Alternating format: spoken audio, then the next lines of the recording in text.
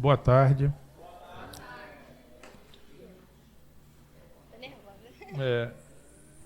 Então, hoje é um dia importante, feliz por um lado e triste por outro. Feliz porque a Renatinha está aqui e triste porque ela está saindo sexta-feira, ela e Suzana. Estão deixando a gente na nossa residência. Eu acho que foram 2 anos de muito prazer, de muita receptividade de ambos os lados. Adorei muito trabalhar com as duas. Fico triste que as duas não vão fugir de Niterói, acredito eu, e elas vão estar aqui de vez em quando. Eu falo isso que de vez em quando porque eu sei que não vai vir. Todos os residentes que saem dizem que vão estar aqui e nunca mais eu vejo. Encontrei algumas por aí, encontro sempre, mas a vida da gente é assim mesmo, né? A gente está na faculdade, adora a faculdade, quando a gente sai de lá não volta mais. Enfim, fico muito feliz, fico muito contente. Estou trabalhando para que a Renatinha continue, tomara que a Suzana também fique por aqui. Pedi a ela para fazer essa apresentação hoje e quero dar às duas a maior sorte do mundo, que elas passem e consigam seguir os seus caminhos. Eu sei que os mais médicos não vão brincar o carnaval esse ano. Se eu encontrar alguém no bloco aí de Caraí, eu vou mandar sair para casa correndo. O Paulo com a Laura se deram bem, porque não vão ter que estudar tanto, mas diz o Paulo que ele vai começar a estudar, né? Eu não estou lá, não vou saber, eu não acho verdadeiro ele dizer isso para mim, mas tudo bem. O coordenador, todo mundo tem o direito de falar, né, Laura? Então, quero que também vocês tenham sucesso aí nesse próximo Revalida. Eu acho que eu vou ficar muito feliz de saber que muita gente passou. Tem gente muito nervosa hoje, que eu já sei, e vai ficando nervoso até o dia da prova. Então, eu pedi a Renata para apresentar hoje um tema que é um tema muito comum hoje na nossa vida médica. É uma coisa chamada perda da memória ou esquecimento. Todo mundo, agora está com essa mania de estou esquecido, estou com memória ruim. E a pessoa com mais de 60, 65 já começa a esquecer alguma coisa, já começa a ficar nervoso. Então, eu não vou falar nem de depois dos 70, se esqueceu o nome do netinho, ou esqueceu o nome de alguma coisa, o nego já dá logo uma carimbada na testa dizendo que está com Alzheimer.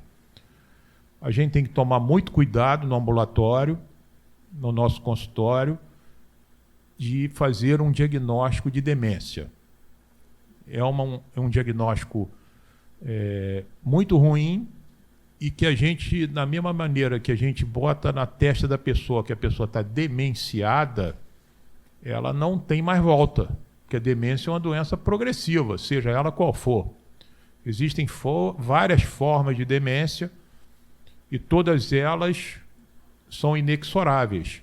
A demência de Alzheimer, a demência frontotemporal, doença de Corpus-Guillet-Lewy. A única demência que realmente tem tratamento, aliás, 2, né? Seria a demência por hidrocefalia, que você bota uma válvula, o doente melhora, e as pseudodemências, que seriam ligadas à depressão, em que você trata a depressão e trata a ansiedade do doente. Às vezes o idoso está muito deprimido e as pessoas não têm ideia de que o idoso pode ficar deprimido. E tomar um antidepressivo melhora a memória desses pacientes. E aí você fez um diagnóstico errado de que ele estava demenciado. Eu tenho certeza que a Renata vai abordar isso. Muito, muito importante o mini-teste. A testagem neuropsicológica ela se impõe em todos os pacientes com suspeita de esquecimento. Você pega pessoas jovens, até que vão fazer o Revalida, estão ansiosos e não conseguem captar, às vezes, a matéria. e você fica nervoso, ansioso e vai esquecendo. Você está com demência de Alzheimer porque vai fazer o revalida do mês que vem? Não, não é isso. Então, se você tratar a ansiedade, tratar o quadro psíquico daquele paciente, ele pode restabelecer a memória. A testagem neuropsicológica, hoje já tem psicólogos que fazem essa testagem, mas você mesmo, médico, pode aplicar alguns testes. Ah, mas demora muito, o ambulatório está lotado. Gente, é um teste de 10, 15 minutos. Você fez uma pergunta, respondeu. Entendeu? Então, às vezes as pessoas falam, qual é a queixa? Não, ando muito esquecida. Ah, anda muito esquecida? Parecer para neurologia e parecer para geriatria. Pô, mas peraí, você mesmo pode ajudar esse paciente sem você escrever o parecer. A pessoa já pede um parecer para neurologista, para geriatra, pede uma ressonância, pede uma tomografia e vai pedindo. E se você escutar a história do paciente, se você aplicar um mini teste que demora minutos, você mesmo já pode encaminhar aquele paciente para o melhor tratamento.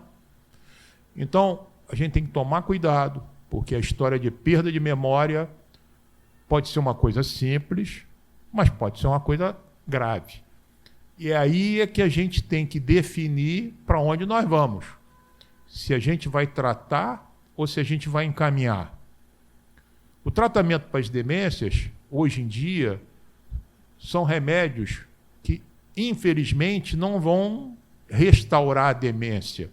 Eles vão retardar a evolução da doença. Esses remédios não são baratos. E quando você faz um diagnóstico de demência e inicia uma medicação, você não vai fazer 6 meses, nem 2 semanas. É o resto da vida. Então, você tem que ter o compromisso e a preocupação que quando você rotula uma demência, você tem remédio até a morte, até o final. Existem 3 quadros de declínio. Tem o declínio cognitivo leve, declínio cognitivo moderado e o declínio cognitivo grave. Se você começa a tratar o doente no início, de leve para moderado, você evita que a doença caminhe mais rápido. Esses remédios são caros. Tem remédio do SUS? Tem. Mas às vezes você dá o remédio, não apanha, ou às vezes não tem na farmácia, às vezes não disponibilizou, e você fica com aquele remédio, com aquele paciente que não pode comprar o remédio. O melhor, talvez seja o adesivo, a rivastigmina. Esse remédio custa R$600. Quem pode pagar R$600 todo mês por um remédio? Não dá. Aí você opta por um outro da donepezila, que é caro. Todos os remédios que atuam na acetilcolina são caros. E os remédios que atuam na enzima acetilcolinesterase para aumentar a acetilcolina, além de caros, ele tem efeitos colaterais. Às vezes tem doentes que não suportam, dá enjoo, vomita. Aí você tem que tirar o remédio. O adesivo também tem um problema, às vezes dá alergia quando você bota ele no teu subcutâneo, quando você bota na pele. Então, cuidado. Muita gente está tendo carimbo de Alzheimer muito cedo. Eu vejo, às vezes, doente no consultório com 60, 65, que está um pouco esquecido, já está tomando remédio para demência. Não pode. A farmácia, a indústria farmacêutica quer vender o remédio. E você entra nessa da indústria farmacêutica e vai dando remédio para todo mundo. Então, cuidado. Já vi muito deprimido, pessoas deprimidas, com déficit de memória, tomando remédio para demência. E não era, a pessoa estava deprimida. Tomou um remedinho para depressão, melhorou da depressão, o velhinho ficou mais feliz, mais alegre, e aí melhorou o déficit cognitivo. Nós mesmos, às vezes as pessoas que são muito ansiosas, eu tenho certeza que tem gente aqui nessa plateia, eu conheço uns 5, não vou dar nome. Tem uns que tem um pico de ansiedade desse tamanho. E quando a pessoa está muito ansiosa, fica mais difícil de memorizar. Tem que ler, tem que reler, tem que chegar lá na frente, voltar de novo para ler. Quando você está ansioso demais, você aumenta, na verdade, a sua dificuldade de compreensão. Então você tem que estar calmo, relaxado, que é difícil. Quem não quer ficar calmo? Mas às vezes eu não consigo. Aí você fica mais tranquilo e você aprende com mais facilidade. Então, falei demais, mas queria dar uma introdução, que eu sei que a Renata vai falar belíssimamente sobre isso, é uma coisa que ela gosta, e que depois a gente pode voltar a nos falarmos no final da aula. Cuidado com esse diagnóstico. Antigamente falava assim, a velhinha está esclerosada. Lembra? Fulano está esclerosado. Eu não sei se é melhor esclerosado ou demenciado. Não sei qual é a melhor palavra. Acho que é mais bonitinho demenciado, né? Eu falava, a velhinha está esclerosada. Minha avó morreu de arteriosclerose. Então todo mundo falava isso. Todo mundo está ficando esclerosado. O Moura já está esclerosado. Então, a gente tem que tomar cuidado com essa palavra. Eu detesto tanto esclerosado do que demenciado. Mas é verdade, né? Você vê que nós tivemos agora recente um grande ator, Bruce Willis, que está demenciado. É um belíssimo ator, mas começou a ter dificuldade da palavra, e ele aí fez um tipo de demência, que é a frontotemporal, que Renata deve falar. Então, boa tarde para todo mundo. Também dizendo que eu estou muito feliz com a chegada dos 4 residentes. Não estão aqui hoje, que a Daniela esqueceu de avisar eles, também eles foram direto para o carnaval, que eles já estão começando mal, mas vão começar dia 10, já foram lá se apresentar, são 3 meninas e um rapaz. Você vê que as mulheres estão dominando mesmo, não tem jeito. Só o Lula que acha que não, né? Já demitiu a 4ª mulher, né? Mas, na verdade, as mulheres estão dominando, passaram 4 no concurso, e das 4, nós estamos com elas aqui no dia 10, acredito que no próximo Canal Teórico estão todas aqui.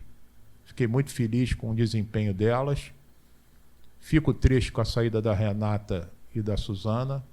Elas estão dizendo que vão voltar aqui, mas eu não acredito que ninguém volta aqui. Mas eu acho que se ela não voltar aqui, eu vou procurar as 2, porque eu sempre procuro as minhas meninas que saem aqui da residência. Só procuro as meninas, engraçado. Os meninos eu não procuro, não. Então, fico muito feliz dela estar aqui hoje, mas fico triste que ela está saindo daqui. Mas ela vai me procurar, eu tenho certeza que o vínculo que nós criamos é muito grande. Então, não vou conseguir ficar longe delas. Tá bom? Agradeço a Renata, agradeço a Suzana e fico muito feliz e, ao mesmo tempo, muito triste. Um beijo para as 2. Obrigada. Acho que Carol quer falar?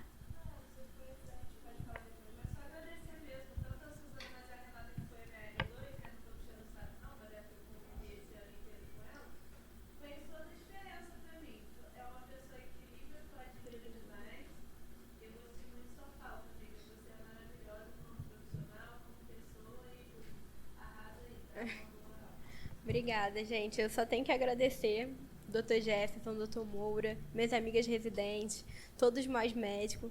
Foi uma oportunidade incrível de poder compartilhar com vocês.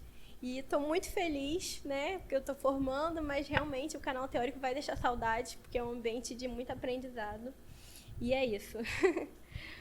Vamos começar. Então, gente, eu resolvi falar um pouco da qualificação do profissional na atenção primária na queixa do declínio cognitivo. Por quê? Eu vejo que tem uma queixa de esquecimento frequente e eu pude acompanhar em 3 momentos do ambulatório de geriatria. E aí, nesses ambulatórios de geriatria, eu vejo que, às vezes, encaminha o paciente porque ele é idoso e não faz um mini teste, não faz um teste neuropsicológico, não faz uns exames laboratoriais, um teste de neuroimagem. Então, assim, o que a gente pode fazer lá na ponta para tentar adiantar esse processo, né?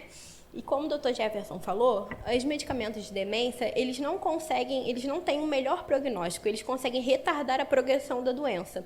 Então, quanto antes o paciente tiver esse diagnóstico, mais rápido a gente vai poder ajudá-lo. Pode passar. E aí, eu coloquei essas manchetes, né? Que a primeira é: o Brasil está mais velho e tem mais mulheres. E o outro é: vamos envelhecer em 19 anos o que a França envelheceu em 145. Mas aqui o velho é sempre outro. E é isso. Será que a gente está pronta, né, para entender as demandas dessa população? Será que a gente sabe o que a gente pode abordar, quais são as principais comorbidades, fazer a promoção de saúde? Então, eu acho que é importante a gente ter esse bate-papo. Aí que a introdução, né? Como eu falei, hoje em dia há um aumento na expectativa de vida, né, no mundo e no Brasil. Hoje a expectativa de vida é em média de 76 anos. E tendo uma conversa, né, do que a gente já da aula passada, a população idosa é uma população muito heterogênea, né? Então, assim, os hábitos de vida vão influenciar, nutrição, trabalho, questão do tabagismo, né, etilismo, como é que era as comorbidades deles, o nível socioeconômico, os níveis culturais. Então, isso tudo interfere, né, na saúde da pessoa, tanto as adultas, principalmente na população idosa.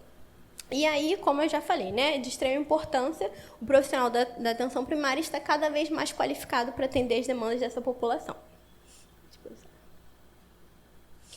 E aí, foi a queixa que fez essa aula, né, eu pensar nessa aula. Que é isso, geralmente a gente pergunta, então, como é que a gente pode te ajudar e tal, e o paciente fala, eu ando muito esquecido. Só que assim, o que está esquecido, né? Acho que a queixa do esquecimento é uma queixa muito subjetiva, né? Então, como que a gente pode tentar traduzir isso que o paciente está falando? Quais instrumentos que a gente pode utilizar na nossa prática clínica para poder objetificar isso, né, essa queixa? Então, assim, essas alterações de memórias, ela não é exclusiva da população idosa, né? Na verdade, ela pode acontecer ao longo da vida, como o Dr. Jefferson falou, às vezes situações de estresse, né, acabam deixando a gente mais esquecido, mas ela tende a aumentar com o passar dos anos. E também é importante a gente saber maior investigação, né, para poder objetificar essa queixa. E aí eu botei, é uma queixa muito subjetiva, como a gente vai avaliar esse esquecimento. Pode passar. E aí, mais ou menos o que o Dr. Jefferson falou, o que seria o esquecimento normal, o que seria uma coisa mais patológica, né? Então, normal, aqui quando a gente já tem um declínio cognitivo subjetivo, o próprio paciente, ele já consegue perceber que está alguma coisa estranha, que não está alguma coisa certa. Só que aí, muitas vezes, os pacientes, eles acabam criando mecanismos para tentar que as outras pessoas não percebam, né? Às vezes eles anotam, às vezes eles deixam as coisas mais gravadas, né? Então, assim, às vezes lista de mercado, o idoso usa muito lista de mercado, e aí isso acaba fazendo com que as outras pessoas não percebam essa questão do esquecimento, né? Então, lá no declínio cognitivo subjetivo, ele ainda consegue, né, fazer as suas funções normalmente, só tem um pouquinho de prejuízo, né, nas atividades de vida diárias. Já no comprometimento cognitivo leve, a gente já vê uma maior progressão, né, de uma maior independência das atividades de vida diária, né? Ele já fica um pouco mais prejudicado. E já no quadro de demência, já é algo patológico, né? O paciente, ele realmente precisa de uma ajuda, ele realmente não está conseguindo ter independência, autonomia. Então, assim, aí já seria algo patológico, uma doença que precisa ser tratada. Você quer falar alguma coisa, doutor Jefferson? E aí uma coisa que eu gosto muito, o Dr. Jefferson gosta muito também, que é a anamnese, né? Eu acho que é fundamental a gente fazer uma anamnese bem detalhada, a gente saber o que a gente vai perguntar, o que a gente pode avaliar. Então, assim, em queixas relacionadas aos problemas cognitivos, eu vi nesse artigo essa tabela que eu achei muito interessante, né? E aí fala de algumas perguntas que a gente consegue avaliar. Vou falar mais ou menos uma aqui de cada, senão vai ficar muito longo, mas aí vocês podem tirar uma foto. E aí depois, se quiserem, posso mandar o artigo também. Como que a gente vai avaliar a atenção, né? A gente pode perguntar, tem um momento que você fica mais confuso, mais desorientado? Você facilmente se distrai? Então, nessas perguntas, a gente já consegue avaliar como é que está a atenção do paciente. Já a memória, a gente pode perguntar, está apresentando mais dificuldade de lembrar alguns fatos recentes, mais do que antigos, tem apresentado alguma desorientação temporal, tem esquecido alguns compromissos, porque, como eu falei, essa queixa de esquecimento é muito subjetiva, então a gente tem que saber determinar isso, né? Como que está acontecendo esses fatos? É uma coisa que aconteceu isolado ou é uma coisa que está acontecendo mais recorrente, né? A linguagem. Você tem dificuldade de encontrar as palavras, não sabe nomear objetos. Às vezes tem coisas que o paciente sabe o nome todo dia, né? Por exemplo, um copo. E aí, às vezes, ele tem aquele lapso, ele não lembra como é que se chama copo. Então, assim, é importante a gente saber identificar isso. A orientação, né? O domínio de orientação espacial. Se ele tem se perdido em caminhos previamente, tem dificuldade em aprender novos caminhos. E praxias, né? Que é como é que está a dificuldade de se vestir, como é que está essa dificuldade de usar essas ferramentas ou objetos conhecidos. Pode passar, doutor. E aqui está falando também das funções executivas, né? Está com dificuldade de planejar ou organizar as tarefas futuras. Tem dificuldade de resolver os problemas do dia a dia. E também avaliar, né, as atividades de vida diária, né, do paciente. Tem alguma dificuldade de manusear dinheiro, manusear pagamento? Está com dificuldade de fazer compras? Então, isso tudo a gente vai conseguir avaliar. E aqui nas atividades básicas de vida diárias, né? Que é vestir-se, tomar banho, fazer higiene, fazer alimentação. E aqui de uma forma mais ampla, né? Porque, como eu falei, eu tirei essa anamnese de um artigo, só que é bem completa, assim. E aí ia ficar meio cansativo e eu achei só falar mais desses que eram os principais, mas é muito importante a gente questionar sempre como é que está o humor do paciente, se ele está deprimido, se ele não está, sobre essas questões da ansiedade, né? Se está passando por algum momento de estresse, apatia, às vezes o idoso sempre teve prazer por fazer, não sei, uma atividade física, ou então numa igreja, e hoje em dia já é indiferente. Questão da desinibição, né? Foi até o que o Dr. Jefferson falou na aula passada, da questão da hipersexualização, né, do idoso, também questionar sobre isso, questionar sobre agitações, delírios, alucinações, perguntar de apetite, se ele está comendo, se não está, e principalmente sobre questão de sono, né, que a gente sabe também que às vezes o idoso não está dormindo direito e tem aqueles remédios, né, o benzodiazepínico, né, que acaba interferindo diretamente, né, e também pode causar uma demência reversível. Às vezes, só tirar a medicação, diminuir a medicação, e aí o paciente melhora. E aí eu decidi falar sobre os instrumentos, né, de rastreio cognitivo. Eu optei por falar 5. E aí, uma coisa que a gente sempre fala, né? Mas aí eu atendo 10 pacientes, aí não dá tempo de eu fazer o teste de rastreio cognitivo, só que assim, dá tempo sim. Tem os testes que são muito curtos, né, que dura mais ou menos 1 minuto, então assim, eles são testes fáceis de usar, fáceis de manuseio, fácil de aplicação. Os testes considerados curtos, eles podem durar até 5 minutos.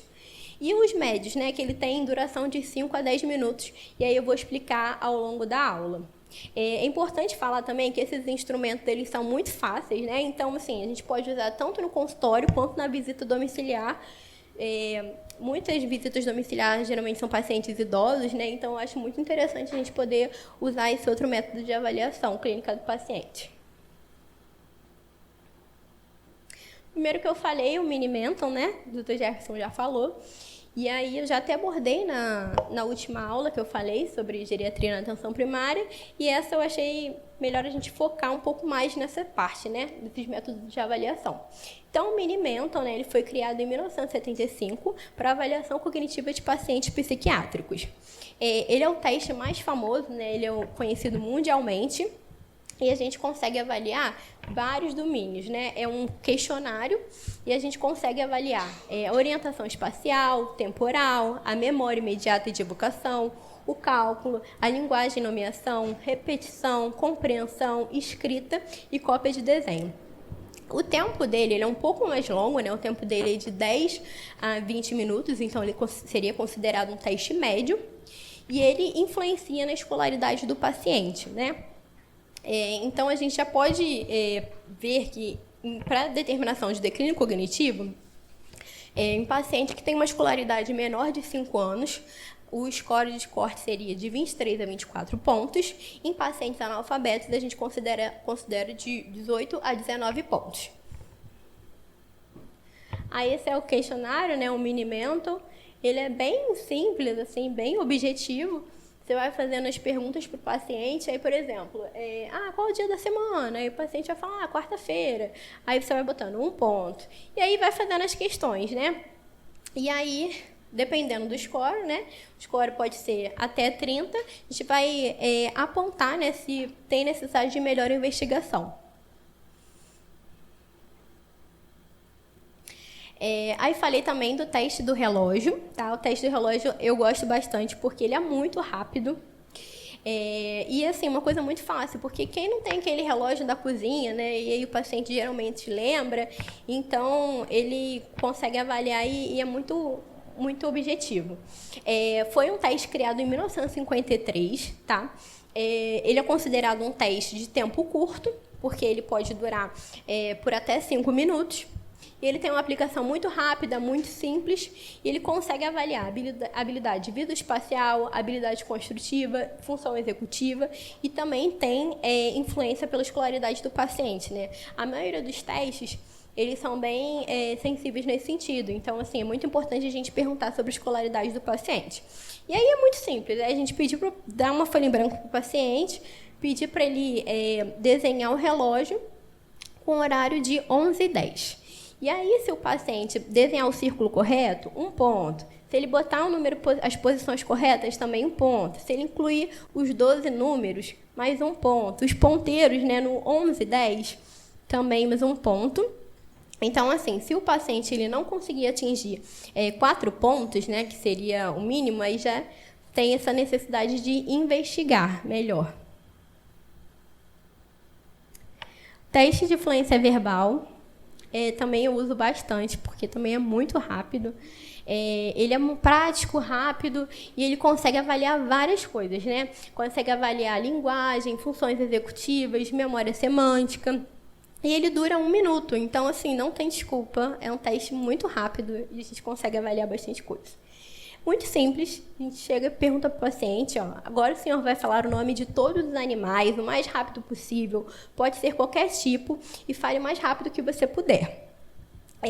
Aí o paciente vai falando, tem algumas regrinhas que eu vou mostrar, e também ele é influenciado pela escolaridade, né? Até 8 anos de escolaridades incompletas, a gente considera o ponto de corte de 8 a 9 animais, e pacientes com mais de 8 anos de escolaridade, a gente considera 12 a 13 animais. Aqui, no Geron Lab, né, lá da UERJ, e aí eles mostram esse instrumento, né, de avaliação. Ele é bem simples, ele é encontrado na internet mesmo. E aí, quais seriam as regras, né? Para pontuação, serão contados todos os animais, exceto das repetições. E oposições regulares de sexo. Por exemplo, o paciente fala gato, gata, então você vai contar 1 ponto. Já, por exemplo, questão boi e vaca, apesar de serem os mesmos animais, são gêneros diferentes. Então, a gente já contabiliza 2 pontos. Tá? E aí, a outra questão também é quando o paciente falar a categoria e depois falar a espécie, tem que contar, você pode contar os 2 pontos, mas excluir a categoria. Como assim? O paciente vai falar pássaro, aí depois ele fala gaviota, sabiá, arara, e aí você vai contar esses 2 pontos, né, da gaivota e do sabiá, mas vai excluir a pontuação de pássaro.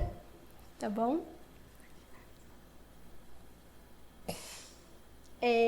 Aí, um teste que eu não falei na última aula, que até o Dr. Jefferson falou, né, que é um teste novo, assim, que é o MoCA, Avaliação Cognitiva Montreal, que ela foi desenvolvida também para rastreio e avaliação das queixas relacionadas à cognição, né?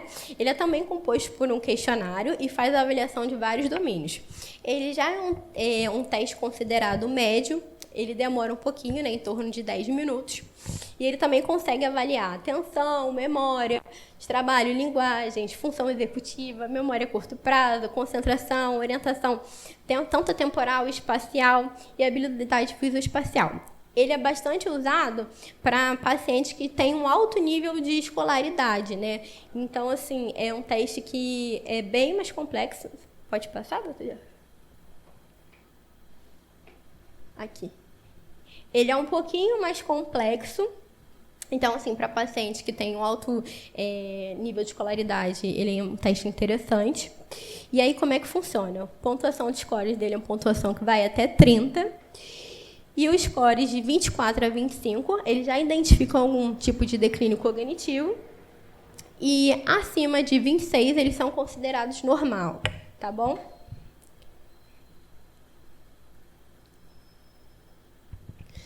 E o último é o Mini-Cog.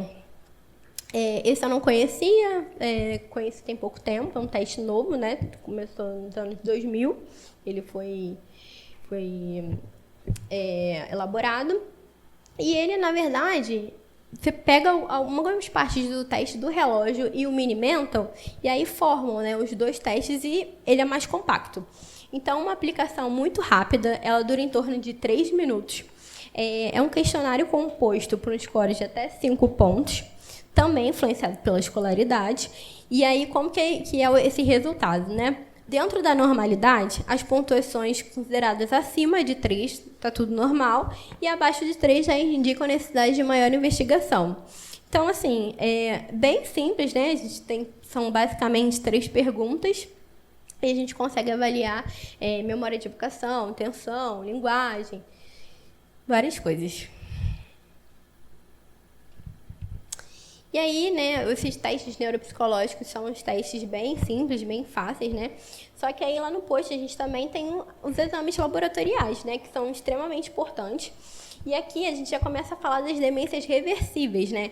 Foi o que o Dr. Jefferson falou. A partir do momento que você dá um diagnóstico de demência para o paciente, a família fica desestabilizada, o próprio paciente fica desestabilizado. E às vezes o paciente ele não está demenciado, sabe? Às vezes ele está com uma deficiência de vitamina. Então é só você repor uma vitamina B12 e o paciente melhora todo o quadro clínico.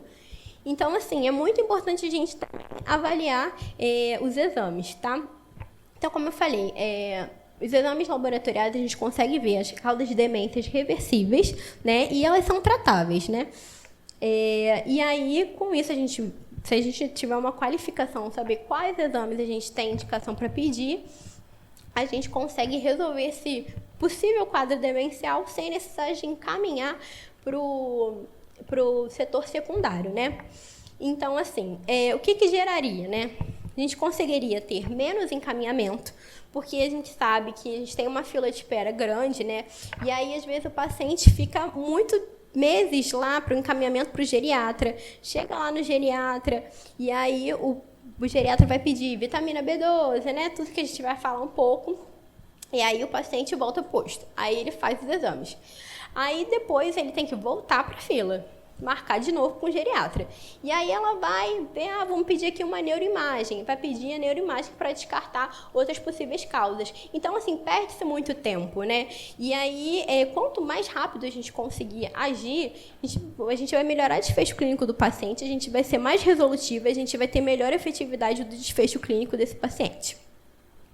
E aí eu vi em alguns artigos, né, que a Academia Americana de Neurologia, ela fala que nesses casos de demência a gente tem que solicitar principalmente provas de tireoide, né, TSH e T4, e vitamina B12. Porém, se o paciente estiver com clínica, é importante a gente solicitar também as funções hepáticas, do ácido fólico, HIV e sorologias para sífilis. Então, assim, isso a gente teria que correlacionar com a clínica. Porém, o Consenso Canadense de Demência, ele defende que tem que pedir os exames laboratoriais mais amplos, né? Então, ele já encaixa hemograma completo, eletrólitos séricos, glicemia, cálcio sérico e vitamina D. Pode passar? Então, em resumo, a gente tem que pedir esses exames quando a gente pensar em causas de doenças reversíveis. Na verdade, eu tentei juntar os dois, mas o que eu acho que é mais importante seria o TSH e o T4 livre e a vitamina B12, tá? Que, como eu falei, a vitamina B12 a gente consegue repor tanto sublingual, quanto oral, quanto injetável, e aí o paciente melhora, assim, muito rápido do quadro. E também falar um pouco de VDRL e o teste de anti-HIV, que são testes rápidos que a gente tem na unidade, né? Então, assim, muito simples a gente pedir também. E a gente já consegue identificar, às vezes, até alguma doença prévia na própria hora da consulta, né? O teste demora ali 20 minutos, o teste rápido para ficar pronto. E aí, às vezes, o paciente já tem esse diagnóstico. Não sei se eu não estou vendo bem ali, mas não vi eletrólitos, né? Ou tem?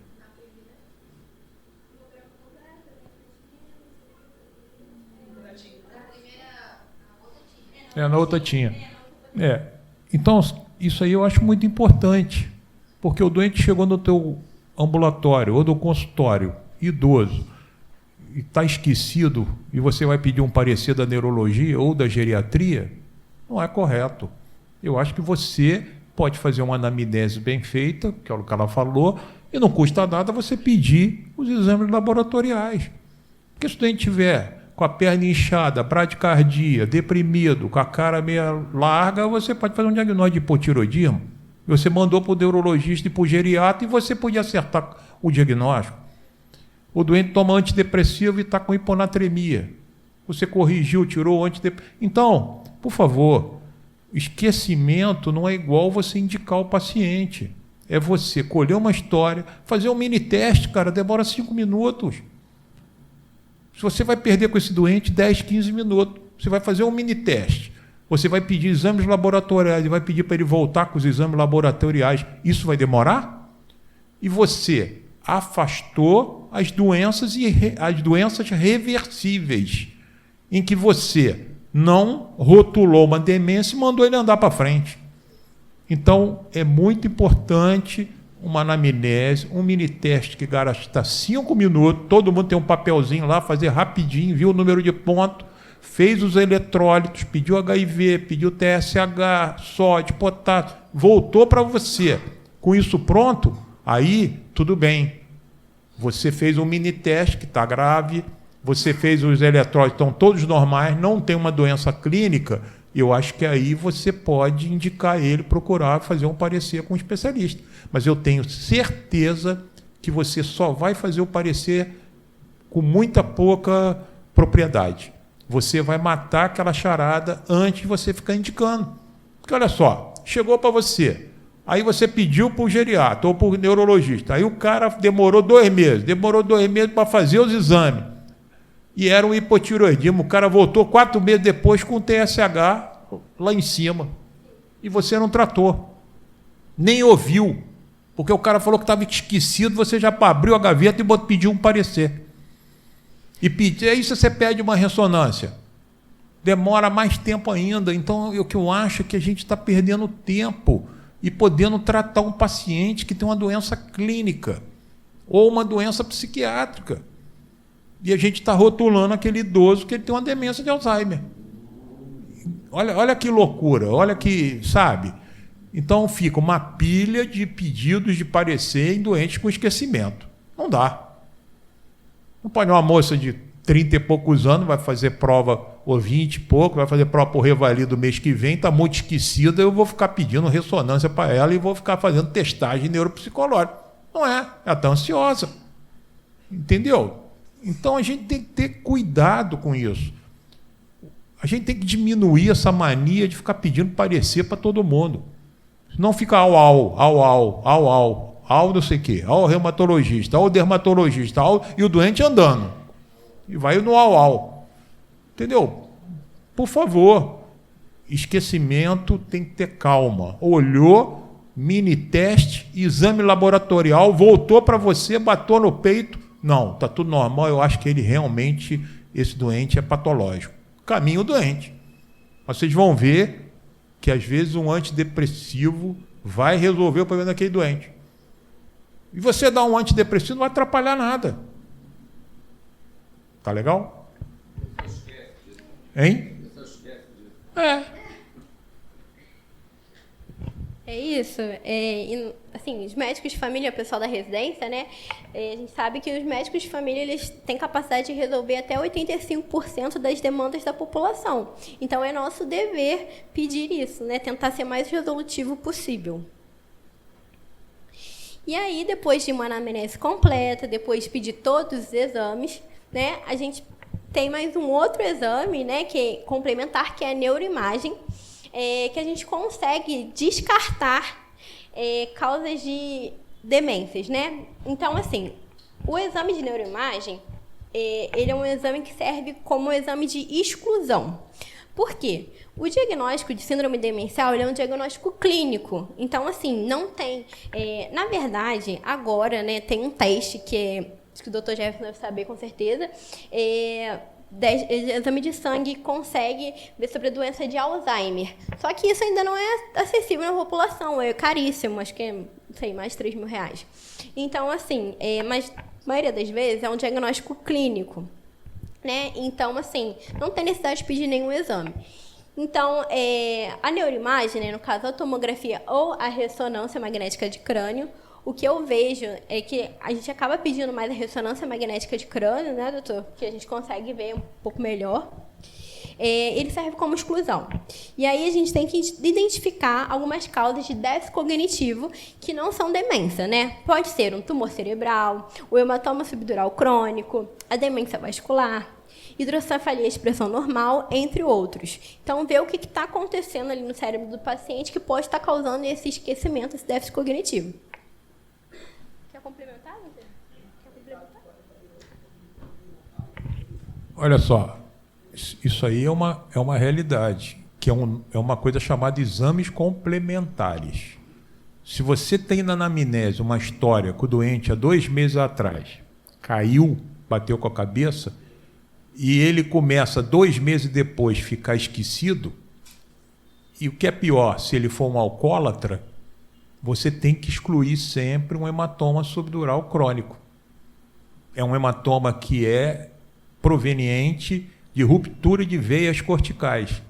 Aquela veia vai pingando, pingando, pingando e forma um hematoma subdural crônico. É um outro velhinho que está andando com dificuldade e está tendo incontinência urinária. É uma clínica de hidrocefalia. Então, gente, não é pedir o exame complementar se ele não tiver clínica. Não pode botar um doente que está esquecido, ponto. Não tem nenhuma outra história sair pedindo ressonância. Vamos, cada macaco no seu galho. Esquecimento sem história, nenhuma de trauma, de nada, tem que fazer o mini-teste e os exames complementares deixa para depois. Não é sair pedindo exame. Calma. É diferente de um doente que tem clínica, que tem uma anamnese, aí é diferente, tá? E aí seria a hierarquização, né, dos pacientes com síndrome cognitiva. Então, a investigação começaria lá na atenção primária, né, que somos nós. E aí, a gente iria pedir todos esses exames, né, que a gente já falou na aula, identificar os fatores de risco, fatores modificáveis de prevenção de demência. Caso realmente esteja alterado, a gente caminha para avaliação secundária, né, que no caso seriam os geriatras, os neurologistas, que aí iriam iniciar as medicações, né, e se agravo do quadro, a gente pode referenciar para a atenção terciária, que seria o maior nível, né, nessa hierarquização de sistemas de saúde. Aí o paciente melhorou, está estabilizado, começou a tomar remédio, tudo certinho, o paciente volta para a gente, tá? Porque a atenção primária, a gente é responsável pelo atendimento longitudinal do paciente. Então, assim, o paciente, independente dele estar indo no geriatra, dele, por exemplo, vou dar um outro exemplo, pré-natal. Às vezes, o pré-natal de alto risco, vou encaminhar, e aí o paciente está fazendo lá no Antônio Pedro. Só que não, o paciente é nossa. Então, assim, ela tem que fazer lá e tem que fazer aqui. Então, aqui é o mesmo caso. O paciente acompanha lá no geriatra, acompanha o neurologista, mas ele continua sendo nosso paciente. E aí eu trouxe uma dica de filme que eu achei muito legal. Para Sempre Alice. Alguém já viu esse filme? É muito interessante. Que ele fala justamente de uma professora universitária de linguística. Ela é jovem, de 50 anos. E aí ela começa a ficar esquecida, começa a se perder nas ruas. E aí ela é diagnosticada com Alzheimer, né? Ela vai no neurologista, faz tudo certinho. E aí eu achei muito interessante para a gente ver a visão do paciente, né? Como é que é a família, como é que é para um paciente ter esse diagnóstico de doença de Alzheimer. Então, assim, é isso que o Dr. Jefferson falou. Não vamos sair distribuindo diagnóstico antes de ter certeza, né? Isso impacta na vida dos pacientes. Esse filme é muito legal, ganhou um Oscar, vale a pena a gente ver. Aí eu fazer um teste de neuropsicológico, uma paciente, o teste do relógio, uma visita domiciliar. Essa paciente, ela já tem um diagnóstico de síndrome demencial, ela é acompanhada lá no Mequinho, com o serviço de geriatria e gerontologia da UF.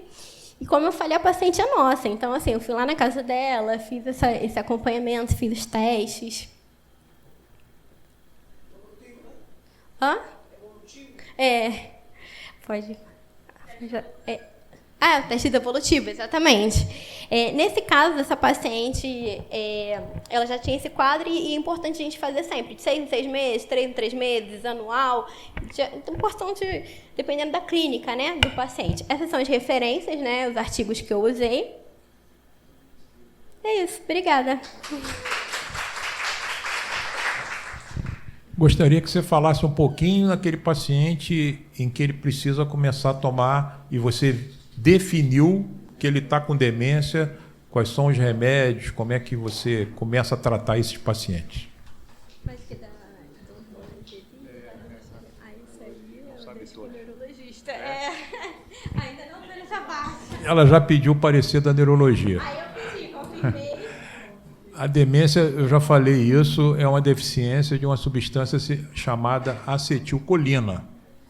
Então, a gente tem que aumentar a acetilcolina no receptor cerebral. Tem 2 tipos de processos, em que é você aplicar acetilcolina, e o outro é você usar um outro tratamento que inibe uma enzima acetilcolinesterase. Você inibindo aquela enzima, o que acontece? Aquela enzima não vai degradar a acetilcolina e vai aumentar a acetilcolina no receptor. Então, é um mecanismo de você usar acetilcolina e o outro é você impedir que degrade essa substância. Então, você tem vários remédios que pode usar. Tem a galantamina, que é o Coglive, tem outros remédios também. Tem a donepezila. Eu torno a dizer, esses remédios orais dá enjoo, dá vômito, tonteira. Às vezes tem velhinhos e idosos que não conseguem tomar o remédio. E tem a rivastigmina. Então, 3 remédios que atuam na acetilcolinesterase. É donepezila, galantamina e a rivastigmina. Todos 3. E o outro, que seria um remédio coadjuvante, que é a memantina. Então, tem 2 tratamentos, que é a memantina, para um tipo de aumentar a acetilcolina, e os inibidores seletivos, que são a galantamina, a rivastigmina. Caiu numa prova dessa aí, que eu me lembro. É isso? Então, os 2 remédios usados, não vai errar mais. Não vão errar mais. Tem a memantina e os outros. Sempre vocês da prova colocarem que é para aumentar a substância chamada acetilcolina. Como tem no Parkinson. O Parkinson é uma deficiência de quê? Dopamina. Então, você vai dar o L-Dopa, que é um dopaminérgico. Você jogou dopamina no receptor, isso é uma coisa farmacológica. Neurologia, a pessoa tem que entender um pouco de farmacologia, não é só neurologia, mas farmacologia é uma das cadeiras mais importantes da medicina. É você saber a ação de cada medicação. Então, quando você vai passar um remédio, você tem que estudar. Tem colega que passa o remédio. Obrigado. Tem remédio, tem doente, tem pacientes e tem médicos que passam remédio porque o laboratório deu uma cola para ele. Não dá. Eu não vou passar um remédio que o laboratório vai me ensinar. O laboratório pode sugerir. Eu não passo um remédio se eu não estudar sobre aquele remédio, sobre os efeitos colaterais do remédio. Vocês têm a obrigação de saber isso. Porque quando você dá o remédio e o cliente volta para você com uma queixa, não é a bula que vai tirar a prova dos 9. É você que tem que saber. Então, por favor, tem que entender farmacologia. O Parkinson é uma deficiência de quê? Dopamina, uma substância. O Alzheimer é o quê? Deficiência de acetilcolina. Então, essas substâncias é quando você dá o remédio. Então, o Parkinson, você bota a dopamina no receptor ou você usa um remédio que inibe a degradação da dopamina, que é um antidopaminérgico. Então, é a mesma coisa com a doença de Alzheimer. É a falta da acetilcolina em que você joga no receptor. Quando a gente fala em exame complementar e a gente pede uma ressonância, o exame complementar ele pode te ajudar, mas ele pode te deixar mais indeciso. Por quê? Às vezes tem uma pessoa jovem ou uma pessoa que não tem Alzheimer e você pediu uma ressonância. Aí mostrou uma atrofia. E o radiologista bota lá, atrofia do hipocampo. Aí você acha que o radiologista fez o diagnóstico para você. Eu não acho isso correto. Vocês primeiro têm que fazer uma anamnese, têm que fazer a pesquisa de exames laboratoriais para depois você ir lá na pesquisa radiológica. A radiologia é um complemento. Às vezes tem doente que tem atrofia cerebral. Eu já vi doentes jovens que têm atrofia cerebral e ele tem demência. Uma coisa é uma coisa, está lá na imagem, e outra coisa é o doente. Então, cuidado quando vocês pedem exames complementares, que eles podem te ajudar, eles podem te atrapalhar. Só para a gente fechar, 30% dos epiléticos, epilepsia, o eletroencefalograma está normal. E agora? O cara teve 3 convulsões, fez um eletro e o eletro está normal. 30% dos epiléticos, o eletro está normal. Então, o exame complementar, ele não é para fazer o diagnóstico, ele é para te ajudar. O nome é complemento. Se o eletro está anormal e ele teve uma convulsão, é uma coisa. Agora, ele pode estar normal e ele ter. O doente pode ter um acidente vascular cerebral, fez uma tomografia e está normal, já falei isso. Aí todo mundo fica doido. Pô, o cara tem um acidente vascular e a tomografia está normal? Pode. Nas primeiras 48 horas a tomografia pode estar normal. Ou quando é um acidente vascular pequeno, uma lacuna, às vezes não aparece na tomografia. Então o exame complementar, ele pode e sempre vai te ajudar, mas às vezes ele pode não te ajudar. E o médico tem uma mania de pedir muito exame. Os colegas hoje pedem muito exame. E às vezes se confundem com os exames que você pede. Aí o cara bota lá um resultado, você fica nervoso porque aquele resultado não está correto ou está alterado e você se atrapalha. Então, é isso. Eu acho que a aula foi belíssima. Eu acho que essa aula eu queria que vocês entendessem novamente, tomar cuidado com esse diagnóstico de esquecimento, porque eu vejo isso muito na prática, tendo muito doente com a palavra esquecimento.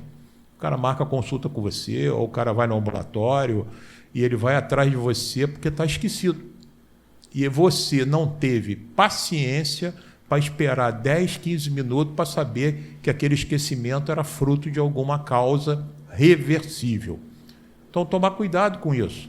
Porque às vezes você rotula, tem muito idoso que eu estou vendo aí no mercado, tomando remédio para demência e não está demenciado. Então, isso é um perigo. Além da questão financeira do idoso, ele vai tomando mais de 20 remédios. Não é isso? Ele toma uma porção de remédio, não tem dinheiro para comprar aqueles remédios todos, sai procurando remédio em farmácia popular e o cara chega no teu consultório com 10, 15 remédios.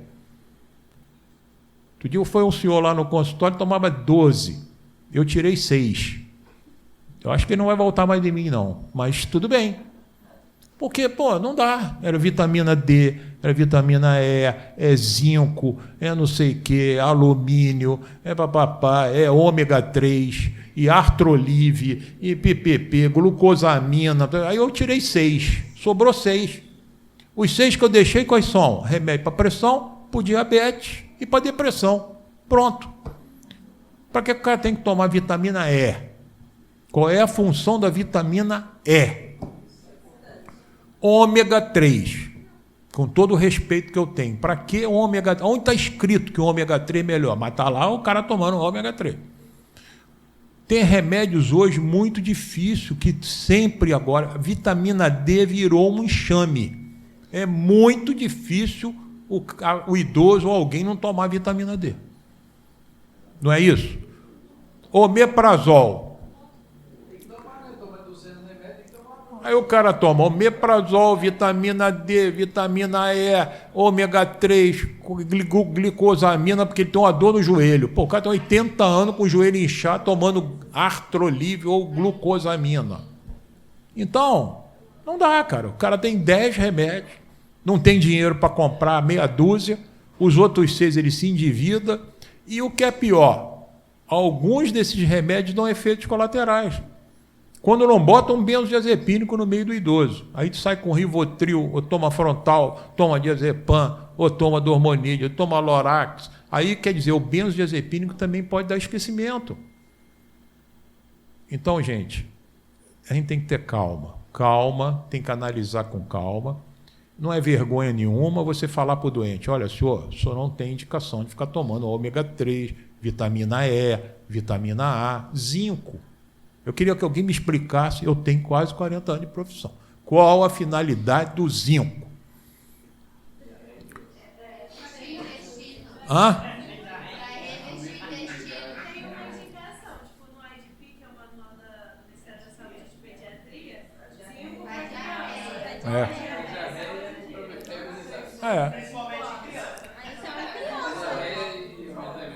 Entendeu?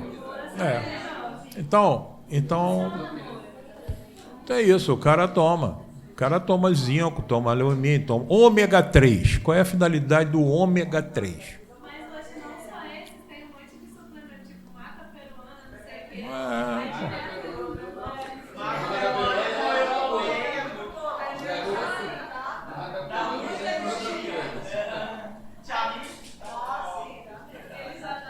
Quer ver?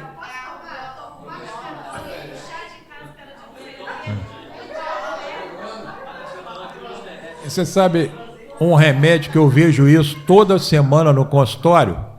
Ginkgo biloba. Você sabe qual revista americana, qual revista americana que bota que ginkgo biloba presta alguma coisa? Nenhuma. Eu me lembro naquela época do Pelé, o Pelé fazia uma propaganda daquela vitamina, lembra? Hã? Como era o nome da propaganda? Eu me esqueço da vitamina aí. Hã? Gabalon também. Não vale nada, não presta nada. Hã? Um negócio desse. Então, olha só. Eu particularmente, não sei, deve ter outros. Eu sou um médico conhecido na cidade que tira remédio. Entendeu? Eu não aguento. Eu chego lá, o cara está tomando 10, 15... E outra coisa, agora o nego taçou fórmulas. O cara vem com fórmula. Entendeu? O cara vem com aquela fórmula, passando tudo. Aí você olha, dentro da fórmula tem benzodiazepínico, dentro da fórmula tem hormônio tiroidiano, dentro da fórmula tem corticoide, o cara diurético, aí o cara mexe aquilo tudo e toma aquela fórmula. Enalapril, caveirinha. Para emagrecer, fórmula para emagrecer. Então o cara passa aquilo tudo e aí o velhinho fica esquecido. Aí vem para a gente com esquecimento. Então, olha só, se você tirar 50%, 70% da medicação, você vai resolver o problema do idoso. Você vai resolver o problema de cada um. E aí o cara fica tomando aquela quantidade de remédio e vai por aí afora. Então, é isso que eu acho. Eu acho que a gente tem que ter cuidado, a gente precisa ter clareza e tem que ter calma, porque senão a gente fica passando remédio desnecessário. Porque quando você faz o diagnóstico de demência, ele começou a tomar o remédio, aquilo não é igual a amidalite, né? Porque a amidalite, o Moura passou uma amidalite com a criança, 7 dias e tal, acabou o remédio. Nós não. Nós fizemos o diagnóstico de demência naquele pobre velhinho, ele vai até o final da morte dele tomando o remédio para demência. Caro pra caramba, e a doença evolutiva. Nos Estados Unidos, alguns autores acham que até alguns remédios para demência que são usados no mercado não deveriam ser usados, porque não vai mudar o curso da doença. Mas nós vivemos num país que é, às vezes, muito difícil. Por exemplo, se um idoso vai no teu consultório, você faz um diagnóstico de uma demência inicial e não dá remédio, porque você acha e não acredita que o remédio vai agir, ele vai sair dali, vai entrar no primeiro neurologista do lado, o cara vai falar, pô, mas ele não passou nenhum remédio para demência? Então, também aí você fica de saia curta, né? Então, às vezes você tem que dar o remédio, porque se você não der, o Moura sabe disso. Às vezes a criança vai lá, não tem nenhuma evidência de uma infecção bacteriana, o Moura achou que era viral, não deu remédio. Entrou na primeira pediatra que entrou, ela foi lá e deu um amoxil. A mãe aí fica calma. A azitromicina agora é moda. Também é um remédio agora da moda. É muito difícil hoje um paciente sair de uma emergência sem uma azitromicina no colo. Menos de 24 horas de febre. Até febre, tem sinusite. Azitromicina também é um antibiótico, acho que trata até meningite, né? Se bobear. Então, é isso. Eu acho que agradecer a Renatinha, agradecer a vocês, e eu fico muito feliz e ao mesmo triste que ela está indo embora. Tá bom? Um beijo para vocês.